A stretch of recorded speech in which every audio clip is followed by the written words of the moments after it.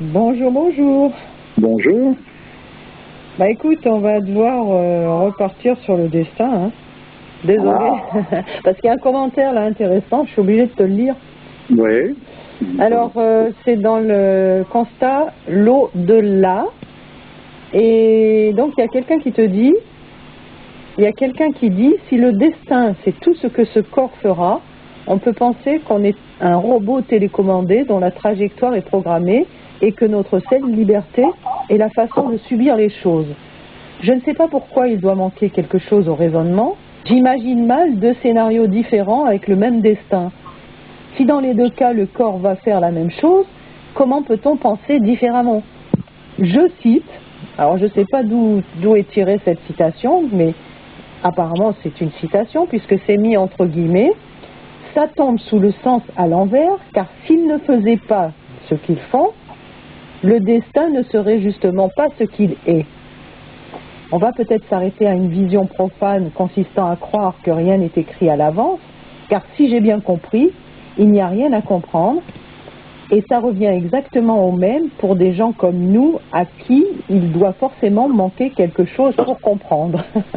Il y a un lien qui est donné par l'auditeur, et il dit « Je ne sais pas si ce qui est dit est vrai ou non, mais c'est déjà plus parlant, et en lisant cela, je me demande si finalement notre position verticale ne déterminerait pas notre position horizontale future, ce qui porterait à croire que l'horizontalité comme la verticalité sont scellées. Mais c'est juste une hypothèse, sans doute loin de la réalité. » Bon, le lien, je mettrai le lien que l'auditeur a donné aussi. Hein. Ouais. Donc, ce qui est intéressant là-dedans, c'est la remarque qui a été faite concernant le fait que le comportement vertical détermine l'horizontalité future. C'est exactement ça. C'est ce que l'on retrouve dans toutes les doctrines traditionnelles où on met en avant et en évidence ce que représente le destin. Donc on prépare son futur. Exactement. Ce que le destin nous impose actuellement, c'est tout simplement quelque chose que nous avons déjà gagné, raison pour laquelle on ne peut pas changer ça. On pourrait dire que c'est nous-mêmes qui l'avons voulu. On peut dire que notre vie actuelle, c'est une conséquence alors finalement. Oui, c'est une conséquence. Et c'est chaque fois une conséquence jusqu'à l'arrêt, en quelque sorte, de l'obligation de revenir, de renaître, de manière à recommencer la plaisanterie pour essayer de trouver où se trouve l'issue. On peut dire que c'est l'effet d'une cause aussi, cette vie, cette existence? Ben, comment veux-tu que ça soit autre chose? Oui, d'accord. Parce que quelque chose peut être en effet sans cause. Ça serait du hasard, alors. Oui, d'accord. Ben oui, on est d'accord. Non, mais c'est pas possible, ça. C'est effectivement comme ceci que ça se passe, c'est-à-dire que la façon dont on approche la raison des choses, c'est-à-dire cette position verticale, cette approche du sacré, cette approche ou cet éloignement, c'est ce qui détermine le destin futur. Et ça, évidemment, c'est valable sur le plan individuel et c'est aussi valable sur le plan collectif. Dans le sens qu'une humanité, c'est un tout qui a une destinée en elle-même. Donc il y a une destinée individuelle et une destinée collective. C'est ça, mais c'est lié. Exactement comme on parle de ça dans l'illusion en disant qu'il s'agit d'un rêve individuel dans un rêve collectif. Le destin individuel se joue aussi dans un destin collectif. Mais le destin, c'est le résultat de la position que l'on a eue, on pourrait dire, dans une vie antérieure. Oui, mais ce que je veux dire, c'est qu'on subit les conséquences collectives de manière individuelle, c'est ça? Il ne faut pas mélanger ça, non. On subit les conséquences collectives dans le sens que l'humanité, c'est un tout, c'est clair, ça. Voilà. C'est comme à un moment donné, l'ensemble de ton organisme, s'il y a une partie atteinte, de toute manière, c'est l'ensemble de ton organisme qui en ressent les conséquences. C'est normal. Les conséquences. Donc on paye pour les autres, c'est ça? Non. Non, ça c'est une vision totalement profane des choses. On peut arriver à penser ça. Ouais, mais moi j'y arrive pas. Mais moi j'y arrive. Excusez, mais je peux pas rentrer sur ce genre de terrain, je peux pas, je ne sais pas. Attends, mais c'est quand même à cause de la pomme qui a été croquée qu'on en est là. Moi c'est pas de ma faute, c'est pas moi qui ai croqué la pomme. Mais attends, stop, même si je suis une femme, tu comprends ce que je veux dire? T'en sais rien. Qu'est-ce que tu dis? Qu'est-ce que tu en sais? Tu n'en sais rien. Ah ben c'est de ma faute alors.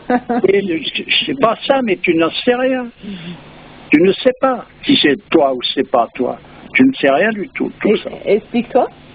Mais je m'explique, voilà ce que je te dis. Donc tu me dis c'est pas moi, tu n'en sais rien. Voilà. Ça sert à rien de rentrer dans ce genre de truc. C'est une forme de logique qui t'amène nulle part. De toute façon, où veux-tu que ça t'amène? Si tu cherches à comprendre ce qu'est le destin, ou bien si tu cherches un biais pour trouver je sais pas quoi. Je sais pas, moi. Non, mais attends. Il y a quand même quelque chose qui comme ça, de manière profane, c'est vrai, qui a l'air de manquer d'équitabilité. C'est-à-dire qu'on se voit là, amené à un chaos total à cause d'une poignée de gens, et c'est tout le monde qui va dans le trou. Alors, il y a quelque chose là. Il faut le chercher, quelque chose.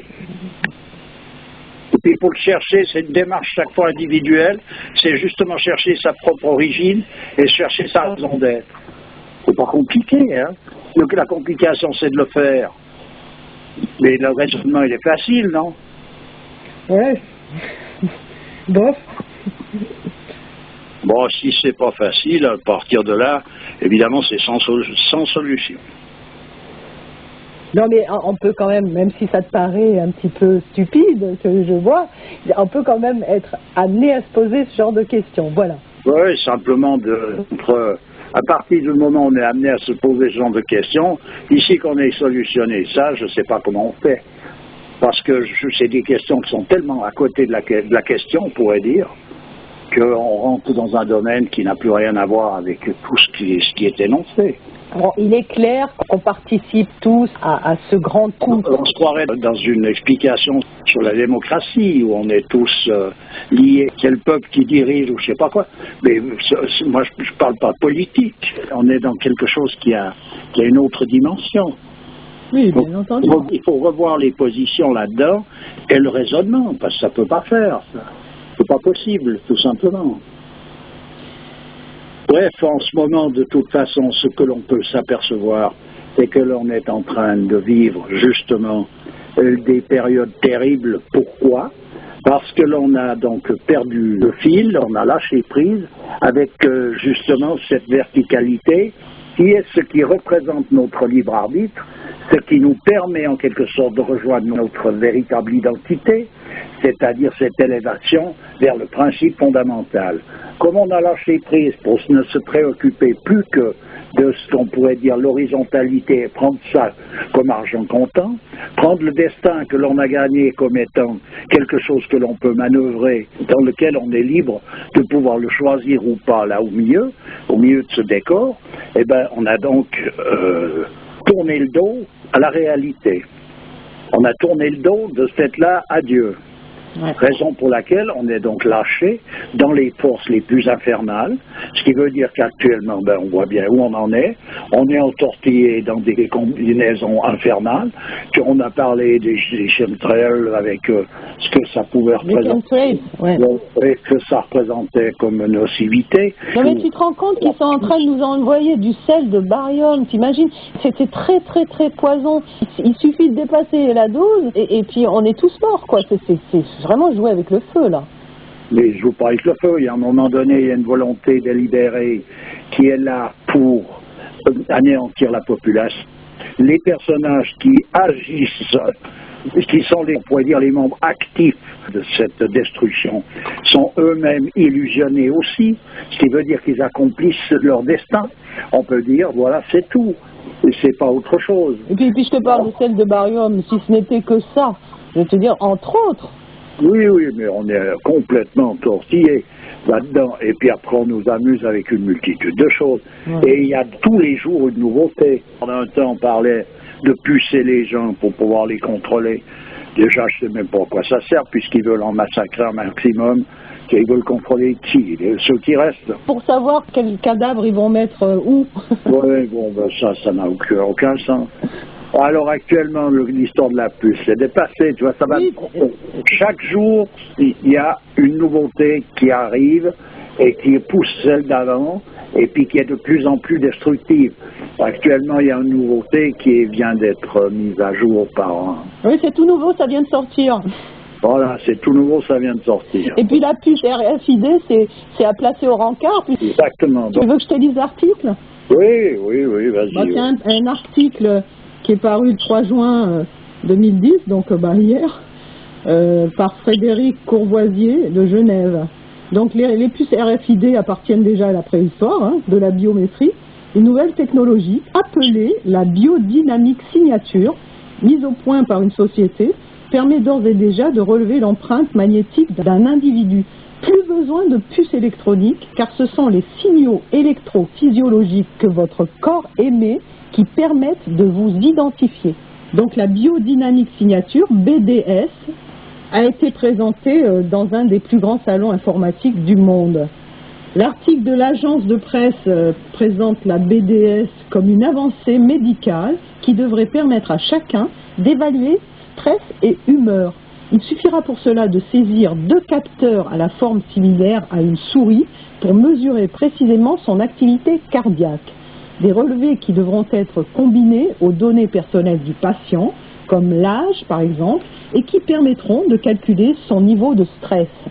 C'est pourtant un tout autre usage qui est en réalité destiné à la technologie BDS, qui travaille à ce projet d'identification biométrique depuis 2006.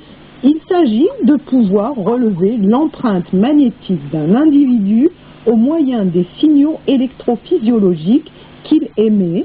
Personne n'avait encore jamais réussi à créer un système biométrique qui permette d'authentifier passivement un individu par un simple toucher sur du métal ou un matériau conducteur, déclare Daniel Lange, l'inventeur du BDS. Le procédé est simple mais redoutable. On prélève d'un individu une sorte de code génétique magnétique et il est ensuite possible de l'identifier à chaque fois qu'il est en contact avec un capteur BDS, comme poser sa main sur une poignée de porte, un téléphone, etc. L'authentification peut en revanche se faire depuis plusieurs mètres et même depuis une carte à puce de type bancaire. La caractéristique la plus importante pour une utilisation quotidienne de la biométrie est la commodité. On peut donc sans peine équiper chaque ordinateur d'un capteur BDS de sorte à identifier les consommateurs lors de leurs achats en ligne sur Internet. On est loin de l'évaluation du stress présenté par l'AFP. Ouais.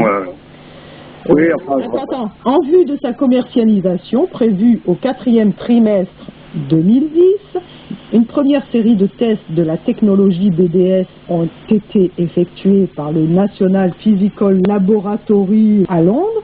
Les premiers kits ont été distribués aujourd'hui au salon du Computex. La brochure qui l'accompagne annonce fièrement « Vous verrez, l'application de notre technologie est sans fin ». Ah ben ça, je peux bien les croire. Sans fin et sans limite. Oui, mais c'est ça. Et puis, on sera tous les jours surpris par une nouveauté qui est toujours quelque chose qui est en train de nous absorber, tout simplement. Alors, il y a quelqu'un qui nous disait, un auditeur qui nous disait que, bon, c'est pas mal nos constats, mais bon, on n'est pas assez positif dans les messages qu'on lance, quoi.